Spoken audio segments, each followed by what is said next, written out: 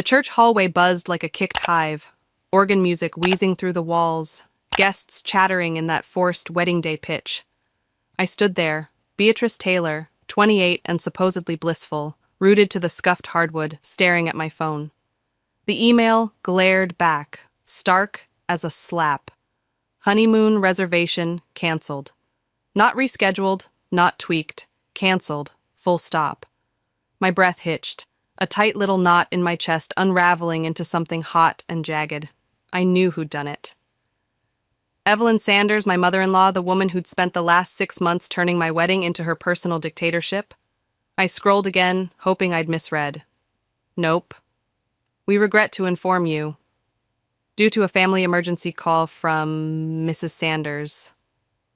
My honeymoon, the one Dad had secretly saved for, his last gift before cancer took him, was ash. My hands shook, the phone screen blurring as I blinked hard. Beatrice! Lauren Hayes, my best friend since we were braces and ponytails kids, snapped me out of it. Her voice cut through the haze, dry as a desert wind. Photographer's waiting. Your mother-in-law's about to lose her damn mind. She leaned against the wall, arms crossed, her emerald dress catching the light. At 27, she still had that knack for calling bullshit without blinking. I managed a laugh, brittle and sharp. Be there in a second, just grieving my honeymoon. The words tasted like sour candy, sweet with sarcasm, bitter underneath. Lauren's eyebrows shot up. She snatched the phone from my hand, her hazel eyes narrowing as she read. Canceled? What the hell? Evelyn? Who else I said, swiping at a tear before it could streak the mascara Evelyn's overpriced artist had shellacked onto my face. She's always twitchy when her plans don't stick. Guess my dream trip didn't fit the script. She's turned your wedding into the Evelyn extravaganza, Lauren said, handing the phone back. Starring her, directed by her, probably with a standing ovation for her at the end. You okay? No, I admitted, voice low. But I will be. My chest burned, not just with loss, but with something else. Anger, maybe, or the first flicker of a fight. Evelyn thought she could erase Dad's gift, my one piece of him on this day. She'd miscalculated, badly. Get in there before she storms out here with a megaphone, Lauren said, nudging me toward the main hall. But Bea, we're not letting this slide. I nodded, squaring my shoulders under the weight of my veil. The hallway noise swelled, laughter, clinking glasses, the organ's relentless drone. This was supposed to be my day. Instead, it was hers. But not for long. I clutched my phone like a weapon, the email a loaded round. Evelyn wanted control? Fine. She'd just lit the fuse on her own undoing. The main hall hit me like a spotlight, sunlight pouring through stained glass, casting jewel-toned patches on the pews. Guests milled about, sipping champagne, their murmurs a polite hum, and there she was, Evelyn Sanders, 55 and imperious, holding court by the altar. Her cream dress, suspiciously close to white, shimmered as she waved the photographer around like a baton. I stepped in, heels clicking, and caught Ryan's eye. My almost husband, 29 and handsome in his tux, shot me that sheepish, sorry whisper he'd been leaning on too much lately. Beatrice, darling, Evelyn's voice oozed honey, the kind that hides a sting. She turned, her smile all teeth and no warmth, and I felt the room tilt under her gaze. We simply must get these photos done before the light shifts. Ryan slid beside me, his hand brushing mine. Apologetic, sure, but spineless so far. Before I could speak, Evelyn swooped in, planting herself between us. Mother of the groom here, she chirped to the photographer, a wiry guy who looked like he'd rather be anywhere else. Next to Ryan, please. Family unity, you understand. I froze, jaw tight. Unity? Like when she'd swapped my blue and silver palette for her burgundy and gold obsession? Actually, I heard myself say, voice steady despite the pulse hammering in my ears, just Ryan and me first. The silence crashed down, heavy as a dropped hymn book. Evelyn's smile didn't budge, but her eyes went flinty. "Beatrice, dear," she said, loud enough for the front row to perk up. "This is a family occasion. We do things as a family." "It's our wedding," I countered, feeling Ryan's fingers twitch against mine. Support, finally. "Unity starts with us." "Mom," Ryan started, his tone soft but edged. "Maybe—" "Oh, no need for a fuss," Evelyn cut in, already positioning herself center frame, her cream dress a smug little flag. "Let's not make a scene." The photographer shrugged, resigned, and snapped away as she directed. "Chin up, Ryan. Beatrice, smile bigger. Family album perfection." I bit my tongue so hard I tasted copper, forcing a grin that felt like a grimace. Family album? The same excuse she'd used to ditch my bouquet, rearrange the seating, nix my dad's tribute dance. This wasn't unity. It was her rewriting me out of my own story. Ryan squeezed my hand, another silent, "Sorry." But it wasn't enough. Not anymore. Evelyn thought she'd won this round. She hadn't seen me play yet. I bolted from the hall, the air thick with Evelyn's perfume and triumph. The church garden welcomed me, quiet, roses drooping in the late afternoon heat, a sanctuary from the circus. Her stage whisper chased me out. "Poor girl, no mother to steer her right. Thank goodness I'm here." It landed like a barb, hooking into the raw spot where Mom used to be. Lauren found me by the stone bench, my phone still clutched like a lifeline. "You okay?" she asked, softer now, her usual snark dialed back. I shook my head and handed her the phone. She read the email, eyes widening. "That hag canceled your honeymoon? She can do that?" "Faked a family emergency," I said, laughing, sharp, sour, unhinged. "Even got a, 'Hope your mother-in-law's okay.'" From the agent. "Dad's gift, Lauren. She torched it." Lauren exhaled hard. "What's the move?" I stared at the roses, petals curling brown at the edges. "Not sure yet," I admitted, voice steadying as something clicked. Hot, fierce, alive. "But she's picked the wrong enemy. Game on." Lauren grinned, a glint in her eye. "That's my girl. She's got no idea what's coming." The church bells tolled, deep and insistent. Ceremony time. I straightened my dress, the one Evelyn had helped pick, and felt the shift inside me. She'd taken my wedding, my honeymoon, my dad's memory. But she'd misjudged one thing: how far I'd go to take it all back. 3 days after the wedding, I sat cross-legged in the attic of my childhood home, surrounded by dusty boxes and the ghosts they held. The house was slated for sale next month, another piece of my past slipping away. But I wasn't here to mourn. I was here to dig. Lauren knelt beside me, her hands careful as she pried open a cardboard flap, the air thick with the scent of old paper and mothballs. We'd been at it for hours, sifting through Mom's recipes, Dad's fishing lures, anything that might hint at the honeymoon fund Evelyn had torched. Then a photo fluttered to the floor, me at 6, perched on Dad's shoulders at the beach, both of us grinning like the world couldn't touch us. My throat tightened.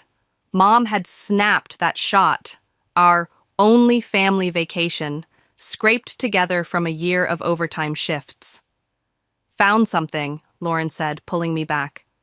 She held up a manila envelope, the words, "For Beatrice's wedding," scrawled in Dad's blocky handwriting across the front.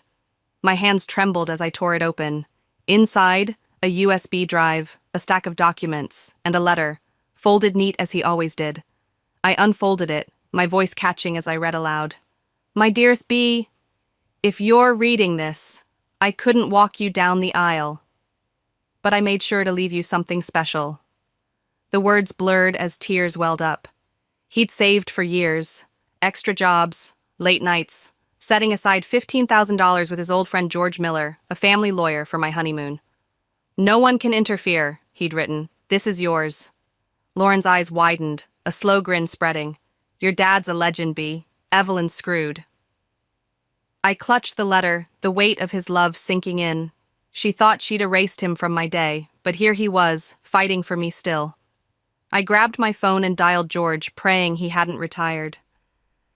Beatrice Taylor, his warm voice answered, steady as ever at 60. I was wondering when you'd call. You knew about the fund? I asked, breathless. Your father made me promise to wait till you reached out. Wanted it to be a surprise. And safe. It's $15,000 plus 5 years of interest. Bring your ID tomorrow at 10. I hung up, staring at the envelope. Evelyn had canceled a trip she didn't even know existed, but Dad had outsmarted her from beyond the grave. Lauren squeezed my shoulder. What now? Now, I said, voice hardening as I wiped my eyes. We take it back. All of it. The attic felt less like a tomb and more like a war room. Evelyn wanted to play puppet master? I just found the strings to cut. The next morning, Ryan and I sat in George's office, the air sharp with coffee and old leather. Venetian blinds sliced the sunlight into stripes across his mahogany desk as he slid a folder toward me. The fund's yours alone, Beatrice, George said, his gray eyes steady. Separate from any joint accounts or family meddling. Your father insisted. $15,000, plus interest, untouchable by Evelyn's claws. My phone buzzed, her number. I declined it, smirking as the screen went dark. Ryan leaned forward, his dark hair still mussed from sleep. We could rebook the original trip, he said, but then paused, a spark lighting his hazel eyes. Or something she can't touch. Maldives? At 29, he'd finally found his spine, and I loved him for it. I grinned, slow and dangerous. Pricey, hidden, yes, let's move. My mind raced. Crystal waters, overwater bungalows, a paradise Evelyn couldn't sniff out. We left George's and hit a cafe across town, far from her usual haunts. Lauren met us there, her laptop open, while Ryan dialed Tyler Brooks, his 30-year-old travel agent buddy, on video call. Maldives, Tyler said, scrolling options, his voice crackling through the screen. Luxury resorts? Privacy policies tighter than a vault? 3 weeks from now? Book it, I said, leaning into Ryan's shoulder.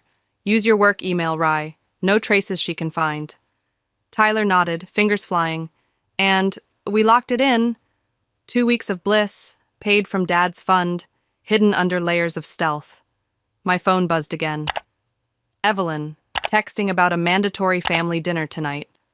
I showed Lauren, who arched a brow. Tonight's dinner, she said, tapping her chin. I've got a spin for that, too. Something sharp? I asked, feeling the plan take shape. Razor-edged, she promised, her grin mirroring mine. The cafe hummed around us, clinking mugs, murmured chatter, but I felt the shift. Evelyn thought she'd cornered me with her cancellations and ultimatums. She didn't know I was already 3 moves ahead, plotting a getaway she'd never see coming. This wasn't just a trip, it was a declaration. She'd underestimated me, and that was her first mistake. That evening, I walked into Evelyn's pristine dining room, the air heavy with her signature burgundy and gold obsession. Curtains, tablecloth, even the napkins screamed her taste.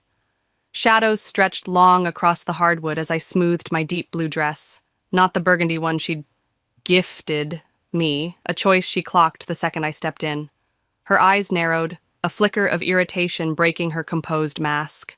At 55, she wielded control like a scepter, but tonight I held the trump card. Beatrice, darling, she said, air kissing my cheek, her voice a syrupy blade. That dress is bold, though the one I bought would have been more appropriate for a family dinner. Her cream blouse gleamed under the chandelier, a subtle flex of her authority. Ryan slid his hand to my lower back, a quiet, "I've got you," in his touch. I think she looks beautiful, he said, his tone firm, and Evelyn's smile tightened, a hairline crack in her facade. We sat, the table groaning with her overdone spread, roast, potatoes, the works, like she was auditioning for Matriarch of the Year. She prattled on about holiday plans, her voice a velvet steamroller, but I tuned her out, waiting for my moment. When the dessert plates hit the table, I pulled an envelope from my purse and slid it across to her. An announcement, I said, voice sweet as pie.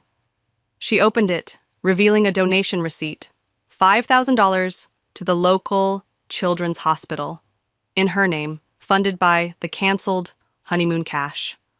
Her face drained to chalk. "What's this?" she asked, fingers tightening on the paper.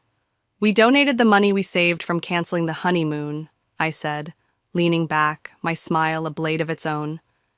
"Since you were so worried about family obligations, we figured you'd be proud to have this in your name." The lie was delicious. She'd canceled it. Not us. But let her squirm. "Beatrice, I don't understand," she stammered, her composure fraying. "It's simple, Mom," Ryan cut in, his voice low and final. "We're done letting you control everything. From now on, we decide."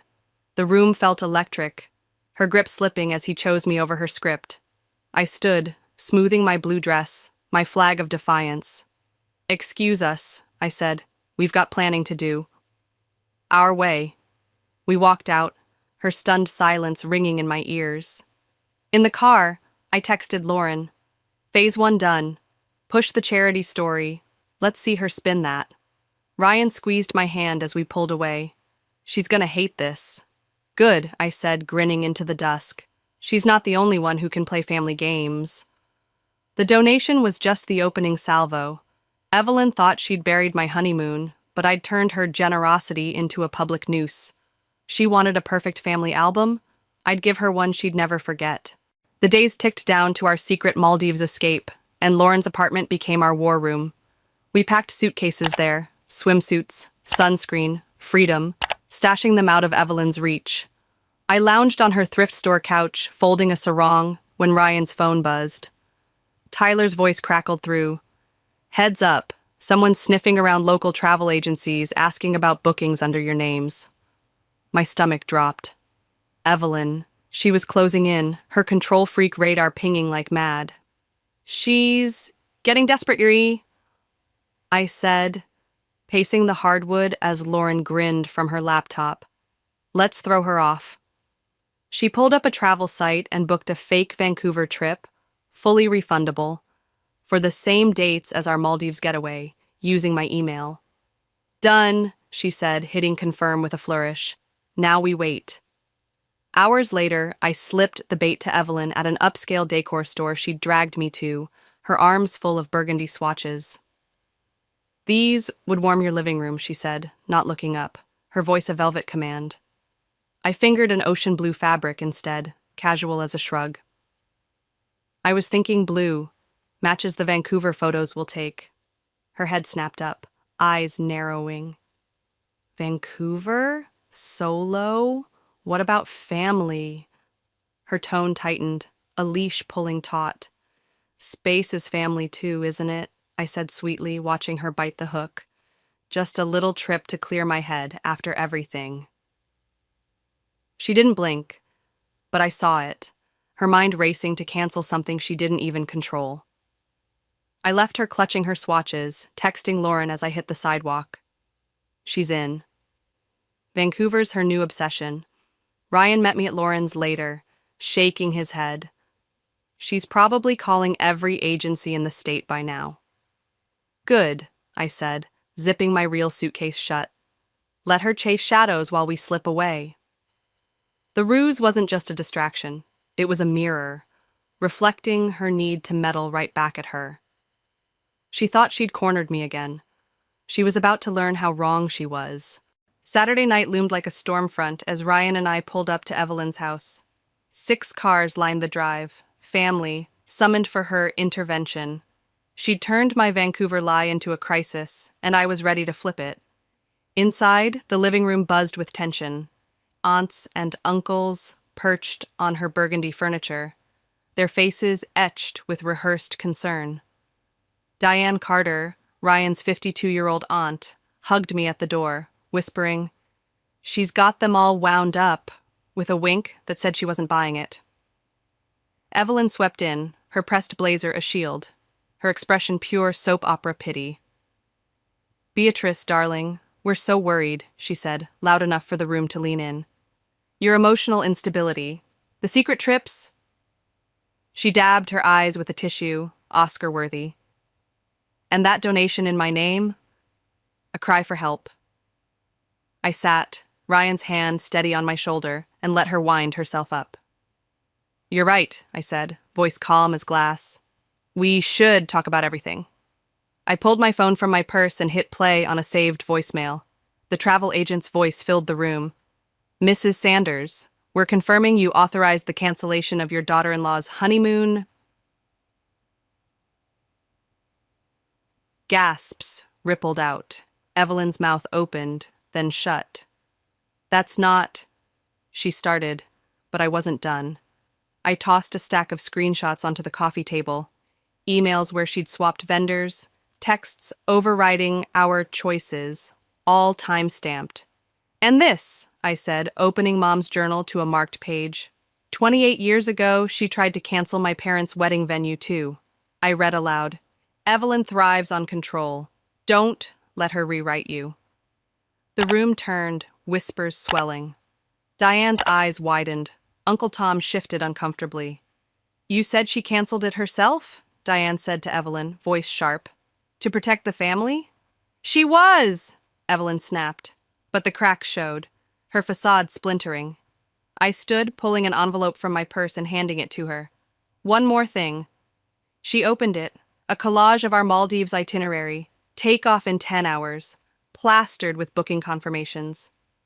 We're not going to Vancouver, I said, smiling as her face went from shock to fury. We're taking the honeymoon Dad planned, the one you stole. You lied, she accused, standing so fast her chair screeched. No, Evelyn, I said, stepping closer. We protected ourselves from someone who violates boundaries like it's a hobby. Check your phone. Your charity post is trending. She fumbled it out, eyes bulging at the notification. Me, tagging her in the hospital donation story, now viral. The room erupted. Diane started clapping, others joined, a tide turning against her. You can't do this, she hissed, chair scraping again. I told everyone about Vancouver. Like you told them you canceled our honeymoon, Ryan asked, his quiet steel cutting deeper than my fire. Mom, it's finished. She grabbed her purse and stormed out, leaving a wake of stunned relatives. Diane raised her glass. To the happy couple, may your escape be as brilliant as this. I met Ryan's eyes, the weight lifting. Evelyn's reign was over, and we were hours from freedom. The Maldives were a dream, 12 days of white sand and silence, our phones on airplane mode, Evelyn's reach a distant echo. On day 13, sprawled in a beachfront hammock, Ryan broke the quiet. You need to see this, he said, his face lit by his phone screen as he tapped the resort Wi-Fi. I leaned over, the ocean lapping below us, and saw dozens of missed calls, hundreds of texts, and an email from Diane. Your mother-in-law's meltdown gone viral. Play it, I said, heart thudding. The video loaded. A local news site, shaky footage of Evelyn at a charity gala, designer dress askew, champagne glass sloshing. They think they can embarrass me, she slurred into a snatched mic, her voice a train wreck. I planned the perfect wedding, and they repay me by running off to some island, the crowd murmured, awkward and tense. That donation? Their honeymoon? I canceled it for them, for family. Security ushered her off, her rant fading into stunned silence. Oh my God, I breathed, the hammock swaying as Ryan scrolled Diane's note. Evelyn had doubled down post-dinner, playing philanthropist to save face, but the gala cracked her wide open. Bridge Club suspended her, Ryan read. Christmas parties at Diane's now, not Mom's after 20 years. She's lost the narrative, I said, a slow grin spreading. My phone buzzed. Evelyn, meeting your return flight. We fix this now. I showed Ryan, who ran a hand through his hair. She tracked our flight? He asked. Probably bullied every airline, I said, dialing our planner, Claire, from Act One's chaos. Private terminal exit, Car waiting, she confirmed before I finished. She's at the main gate, clueless. Back home, Diane waited in our driveway, dusk painting the asphalt gold. Things shifted while you were gone, she said, hugging us. After the video, everyone started talking. Her meddling's not just you. Evelyn texted again. Family handles this together. I smirked, typing back. Family watched your gala rant. They're deciding for themselves now. She'll be at the terminal anyway, Ryan said. Let her wait, I replied, the weight of paradise still in my bones. For once, she's got nothing to hold. Evelyn's empire was crumbling, and I'd handed her the shovel.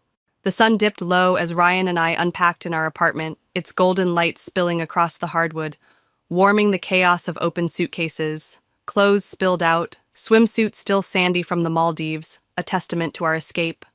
I dug through my carry-on, fingers brushing Mom's journal at the bottom, its leather worn from years of her fierce, kind hands. I opened it to a random page, her words steadying me. Love offers freedom, to grow, to change, to become. My chest tightened, not with grief, but with clarity. Evelyn's meltdown, the family's awakening, it wasn't our burden to fix. Ryan glanced over, catching my smile as he folded a shirt. What's on your mind? He asked, his voice soft, the edge of a partner who'd finally stepped up. Happy endings aren't victories, I said, setting the journal down. They're choices. We chose ourselves, gave her a chance to do the same. Her therapy text lingered in my phone. Coffee next week, no demands. A crack in her armor we'd pried open. I'd replied, maybe. Public place, our terms. She'd agreed, a first step, not our responsibility. He grinned, tossing a sock my way. New address for Mom's inbox? We're house hunting next week. One fight at a time, I said, catching it with a laugh. Tonight, we just live.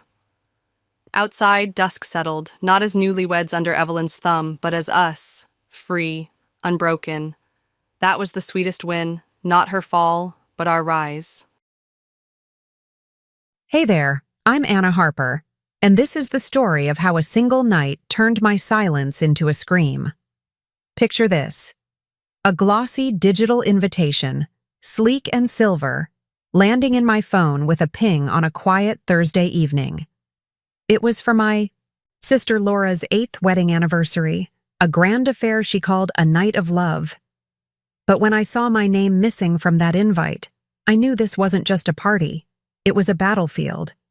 Before we dive in, drop a comment. What time are you watching this and where from? Because this isn't just about family drama. It's about what happens when the one they tried to erase fights back. It was 7 o'clock in the evening, the kind of spring dusk in Decatur, Georgia, where the air smells faintly of magnolias. I sat in my modest apartment, a cozy 800 square feet I'd made my own with thrift store bookshelves and a $10 potted fern. My phone buzzed on the coffee table, a family group chat lighting up. Laura's message was bold. Her invitation, a masterpiece of navy and silver, each digital download costing $5 per her influencer brand. Please join us, it read, in celebrating Laura and Mark Bennett's 8th anniversary, hosted by the Harper and Bennett families. I skimmed it, my finger pausing over the host line. No mention of me. Not in the RSVP block. Not anywhere. I stared longer than I should have, the glow of my phone casting shadows across the room. This wasn't an oversight. It was deliberate, a cut dressed in pretty fonts. Then my mother, Diane, chimed in with a heart emoji and can't. Wait to celebrate all dressed up. My chest tightened. All. That meant everyone but me. Still, I typed 3 words. I'll be there. Not because I wanted to, but because sometimes dignity means showing up where you're not wanted, head high, heart steady. By Saturday morning, I'd booked a $20 room at a budget hotel near Marietta, 20 miles away. I drove alone. No +1, just me and my 10-year-old sedan, the odometer ticking past 80,000 miles. Marietta greeted me with polished charm, its streets lined with manicured lawns trimmed to an inch of perfection. The convention center loomed ahead, a 15,000-square-foot glass fortress rented for $10,000. I stepped out of my car in an emerald dress, tailored but not flashy, its hem brushing my knees. The valet, in a crisp black vest, took my keys without a word. I walked past a group of guests snapping selfies by the entrance, their laughter sharp against the hum of a distant fountain. One whispered, "Is she with the staff?" I didn't flinch, just kept moving, my heels clicking on the marble steps. Inside, the venue shimmered under chandeliers, Laura's navy, silver, and cream palette wrapping the space like a magazine spread. Waiters glided with trays of champagne, each glass costing $12. I paused by the seating chart, my fingers trailing over names penned in elegant calligraphy. Laura's, Mark's, my parents', all neatly placed at the main table. Then I saw it, my seat. Not a cushioned chair like the others, but a plastic folding one, tucked by the kitchen doors, 30 feet from the stage. On it, a paper napkin, folded into a lily, not the silk ones gracing other tables. Beside it, a card with A. Harper in plain font, no flourish, no warmth. I stood there, the kitchen's heat wafting through the swinging doors, carrying scents of garlic and butter. A waiter brushed past, balancing a tray of appetizers worth $20. I sat, crossed my legs, and smiled faintly. This wasn't a mistake. It was a message, quiet but louder than any shout. Laura had drawn the line and I was on the wrong side of it. But I wasn't leaving. Not yet. The Marietta Convention Center pulsed with life, its 15,000-square-foot ballroom a glittering stage for Laura's carefully curated night. Chandeliers cast a soft glow over tables draped in navy and cream linens, each centerpiece a delicate arrangement of lilies and floating candles, costing $200 apiece. The jazz trio's notes danced through the air, their $1,500 performance blending with the clink of champagne glasses, each filled with $12 bubbly. I sat at my plastic chair, the kitchen doors behind me creaking with every waiter's pass, releasing whiffs of roasted lamb and thyme. This wasn't just a party, it was a performance, and I'd been cast as the invisible extra. The room buzzed with 200 guests, their laughter sharp and practiced, like they'd rehearsed for Laura's Instagram feed. I traced the edge of my paper napkin, its lily fold a stark contrast to the silk ones adorning other tables. A waiter offered a tray of appetizers, shrimp skewers at $20 a dozen. I declined, sipping my $3 glass of water, the only drink on my table. No one joined me. The nearest guests, a couple in their 40s, glanced my way, then turned back to their $15 cocktails, as if my solitude was contagious. I didn't shrink. I sat taller, my gaze steady, letting the weight of their dismissal settle like dust. Laura glided through the crowd, her silver gown catching the light like a second chandelier. She paused at a table 10 feet away, her laugh a practiced melody. She didn't look at me, but her presence felt like a spotlight aimed elsewhere. Her husband Mark trailed her, his navy suit crisp, his smile easy but fleeting. He caught my eye, offered a half-hearted, "Hey," and moved on, his cologne lingering like a $10 apology. I murmured, "Nice to see you too." To know, one, my voice swallowed by the trio's saxophone. The room was a sea of connections, cousins, friends, clients, all woven into Laura's narrative. I was the loose thread, snipped and discarded. A young woman approached, her floral dress swaying. Sophie, a distant cousin, her smile bright but oblivious smile. "It's so sweet you showed up," she said, clutching a $12 wine glass. "I mean, with all the family tension, it's just nice." Her words landed like a pebble in a pond, ripples of implication spreading. "Tension?" I asked, keeping my tone light. She blinked, flustered. "Oh, just stuff. But you're still here? Practically family, right? Practically. The word stung sharper than the chair's hard edge. I lifted my water glass. To family, I said, my smile not reaching my eyes. She clinked her glass and drifted away, leaving me with the echo of her words. The speeches began at 8 o'clock, the lights dimming as Laura and Mark took the stage, 30 feet from my seat. They stood arm in arm, their smiles a polished set piece. 8 years, Laura began, her voice smooth as silk, of love, growth, and family. The crowd clapped, a wave of approval. Mark spoke next, recounting their first home, a 1,200-square-foot fixer-upper, and their real estate startup, funded partly by a $10,000 loan I'd wired in 2017, a fact they'd never mention. They thanked parents, friends, even Sophie's brother for a logo design, each name a brick in their curated legacy. My name? Absent, like a shadow edited out of a photograph. I sat still, my hands folded, the lily napkin, untouched. A small figure darted past, her curls bouncing. Emily, Laura's 6-year-old daughter, peeked from behind a table, her eyes wide with curiosity. She tugged her father's sleeve, pointing at me. "Daddy, why's that lady sitting by herself?" Her voice carried, innocent but piercing. He hushed her, mumbling, "She's family, I think," his tone uncertain. Emily frowned, "But she's not on the list." The truth landed like a stone, cold and unyielding. I smiled at her, but my throat tightened. Not forgotten. Removed. Then I saw it, near the gift table, 20 feet away. My offering, a $500 silver frame, engraved with their wedding vows. To love, to lift, to last. I'd ordered it from a Savannah artisan, shipped 300 miles. Mark held it up, beaming. "Sophie, this is incredible!" Sophie, standing nearby, froze, her smile faltering.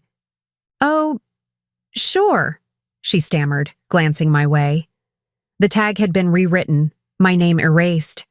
I didn't flinch, but something inside me locked into place. This wasn't carelessness. It was a campaign, quiet and deliberate, to rewrite me out. Of their story. I stayed, not because I belonged, but because leaving would mean they'd won. The convention center's bar area, a 500-square-foot enclave of polished oak and dim lights, hummed with quiet deals and clinking glasses. String lights swayed on the outdoor patio beyond, their glow soft against the night's breeze, 50 feet from the bar's chatter. I stood near the glass doors, my water glass long abandoned, watching the crowd's rhythm shift as the jazz trio paused at 8:30. Laura's silhouette caught my eye, sharp and deliberate at the bar's edge.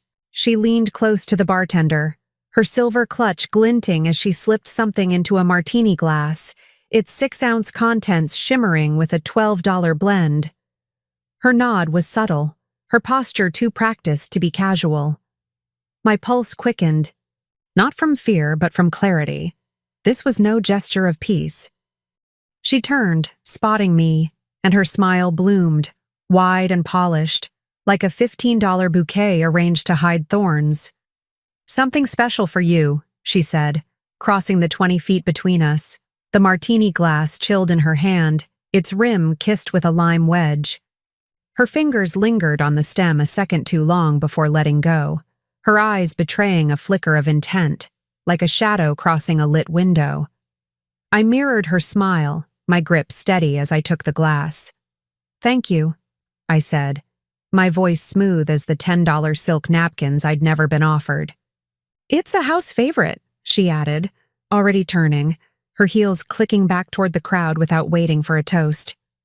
I nodded to a passing waiter, raising the glass as if eager to join the revelry, but my feet carried me outside instead. The patio's cool air brushed my skin, the string lights flickering like 100 tiny stars over the 500-square-foot space. I stepped into the shadows near a terrace heater, its warmth a faint pulse against the night. The martini's surface caught the light, its contents untouched. I exhaled, the muffled jazz from the ballroom now a distant hum, and let my gaze drift back through the glass doors. Laura hadn't followed, but she lingered near the bar, her posture still, her eyes scanning the room with the patience of someone waiting for a plan to unfold. I knew that look. It wasn't a celebration. It was a calculation. Mark stood at the room's far corner, 30 feet away, laughing with a guest, his $10 whiskey sour resting on a table behind him, condensation pooling on the cloth. The glass was untouched, its amber glow steady under the chandelier's light. I glanced around. The crowd was distracted, their voices a tide of anecdotes and toasts. No one watched me. Why would they? I moved, quick but calm, crossing the 10 feet to Mark's table. With a flick of my wrist, I set the martini down and lifted his whiskey sour, the swap seamless, like a breath held and released. I stepped back, sipped the whiskey, its citrus bite ordinary, safe. My heart didn't race. It steadied. 40 minutes later, the room's energy shifted. Mark, mid-story about a $20,000 property deal, faltered. His hand pressed his chest, then his stomach, sweat beading on his brow like morning dew. He blinked, confused, his words slurring. "Babe," he muttered, stumbling half a step, his 6-foot frame hunching. The crowd paused, a few chuckles fading into murmurs. "Bathroom," he gasped, pushing through guests toward the hallway, 100 feet away. Someone whispered, "Maybe the $20 shrimp?" Another laughed. "Those $15 crab cakes got him." I didn't move, my gaze fixed on Laura. Her smile, always a blade, locked in place, but her eyes darted to the martini glass, still untouched where I'd left it. She stared, a second too long, then found me across the room. I held her gaze, my face blank, my silence louder than the jazz swelling back to life. She knew. I knew. The mistake was hers, and it was unraveling in real time. I slipped toward the hallway, not to follow Mark, but to breathe, the weight of her realization settling like a stone in my chest. The patio's light still glowed behind. Me! But the night felt sharper now, the air heavy with what came next. I didn't look back. I didn't need to. The drive to Laura's home in Roswell, 10 miles from the glittering chaos of Marietta, felt like crossing an invisible line. Her 4,000-square-foot colonial, with its manicured hedges and $20,000 brick facade, stood as a monument to her curated life. It was 7 o'clock on a humid Friday evening, 1 week after the anniversary party, and the air carried the faint buzz of cicadas. I stepped through the front door, my black blouse crisp, my resolve sharper than the $5,000 chandelier gleaming above the dining room. This wasn't a meal, it was a reckoning, and I carried the weight of truth in my purse. The dining room table, 8 feet of polished mahogany, was dressed for a catalog shoot. Muted floral linens, $200 catering spread, and name cards in cursive, each a $1 flourish. 6 chairs held Laura, Mark, my mother Diane, my father Tom, Rachel Evans, Laura's estranged former friend, and me.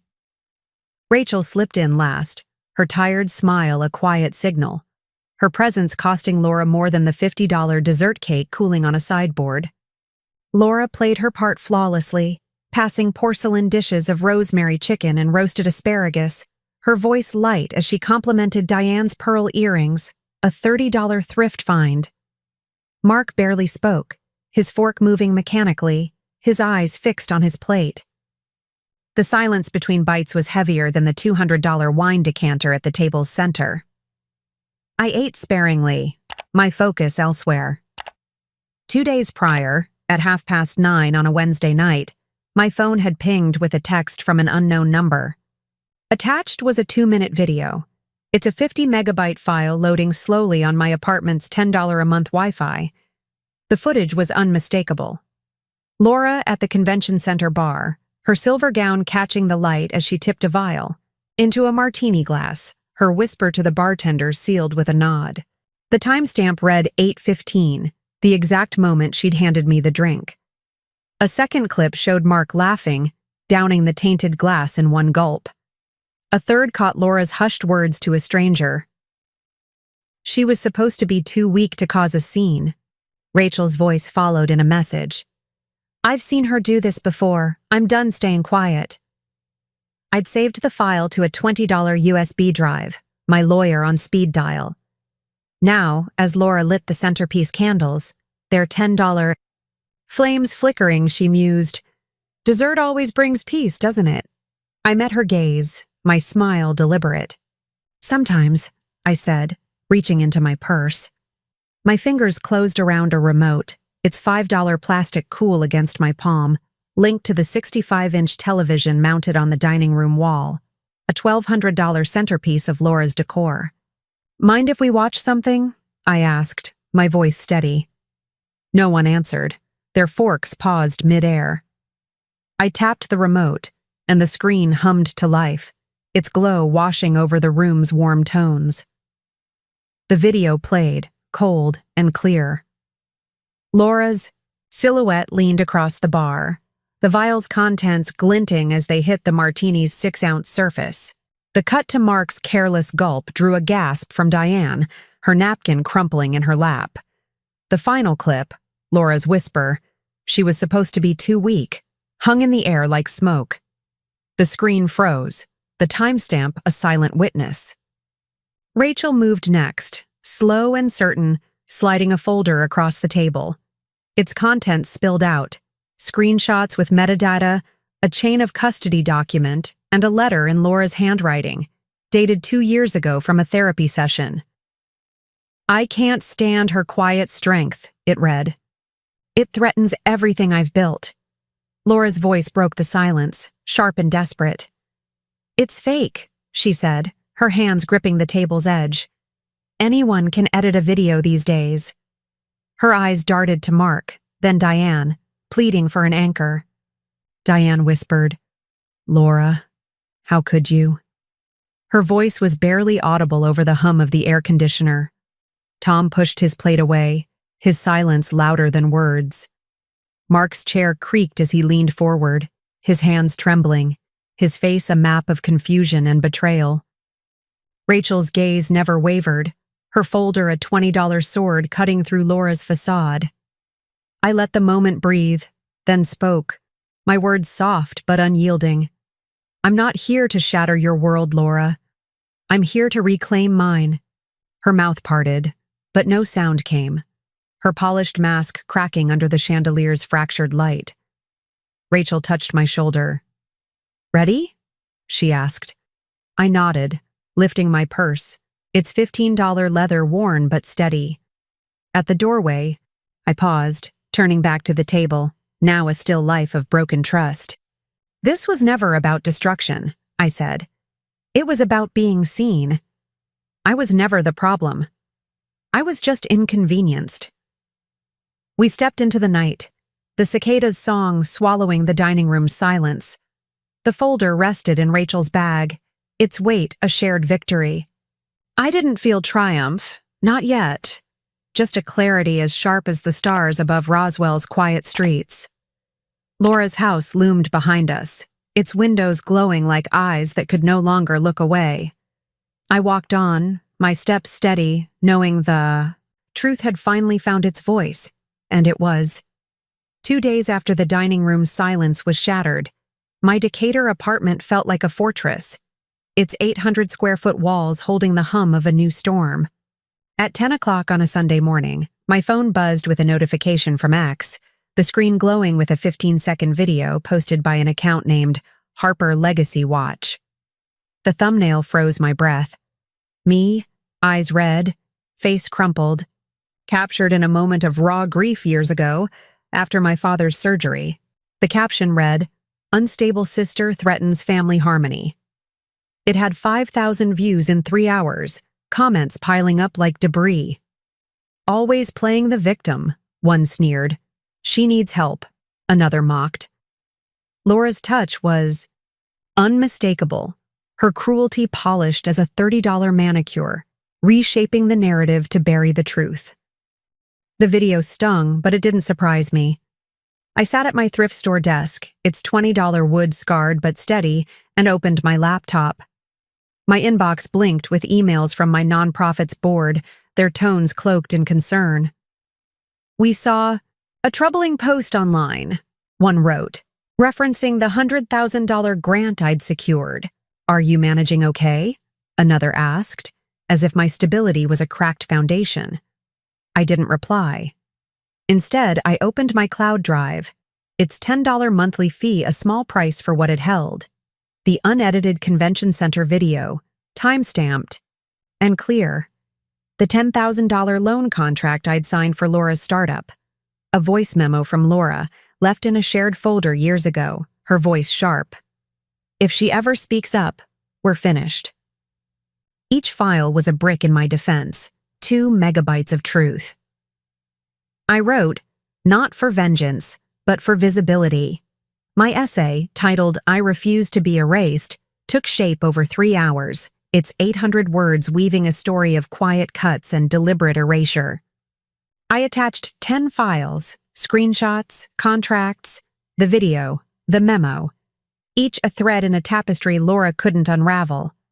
By 2 o'clock that afternoon, I sent it to a trusted Atlanta blogger and a longtime donor, my fingers steady on the keyboard.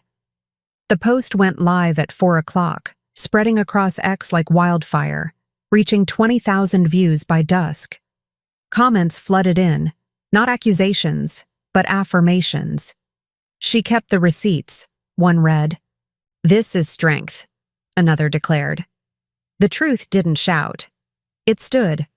Laura's response was swift. Her social media accounts vanished by midnight. A digital retreat costing her a $30,000 sponsorship deal with a wellness brand. Her board's public statement followed, one member resigning with a 1,500-word letter citing values misalignment. Mark, meanwhile, packed a suitcase and checked into a downtown hotel, its $150 nightly rate a quiet exit from Laura's polished world. I saw her once, late that night through my apartment window, parked in her sedan across the street, her silhouette slumped, phone glowing. Once, I might have felt pity. Now, I felt only the weight of my breath, steady and mine. An email landed at 9 o'clock the next morning, its subject line simple. "Thank you." The sender, a former colleague of Laura's, wrote, "I watched you stay silent for years. Watch them rewrite your absence to suit their story. Your voice now is everything." I leaned back, the morning light filtering through my $10 blinds, painting stripes across the floor. Not smiling, not crying, just breathing. The storm had passed, not because I'd won, but because I'd spoken. The world had heard, and for the first time, the narrative wasn't hers to control. The Decatur Community Center, a 10,000-square-foot haven funded by a $50,000 grant, stood bathed in morning light at 10:36 on a Friday, the 23rd of May, 2025. Its high windows caught the sun, casting patterns across tables set with $1 lily-folded napkins, each a quiet nod to resilience. I arrived early, before the first of 50 women, their footsteps soon to fill the space. This wasn't about headlines or applause. It was about building something unbroken, a place where the overlooked could stand tall. The chairs formed a wide circle, sunlight glinting off stacks of $5 notebooks and 100 sandwiches, each costing $5, laid out for sharing.